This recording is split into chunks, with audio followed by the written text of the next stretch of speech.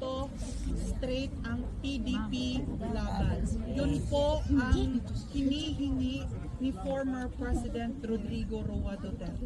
Nung pumunta po dito si VP Sara, sinabi po niya at pinapakiusapan po niya tayo na iboto po natin ang PDP laban. Kailangan po natin protektahan si VP Sara para si Rodrigo Roa Duterte at si VP Sara, sa akin pong personal na opinion, sila lang po at kasama po ang mga sumusuporta sa kanila na nagbigay ng ang tunay kung ano ang deserve ng Filipino people. Hindi tayo bayad. Pumunta tayo dito using our own money.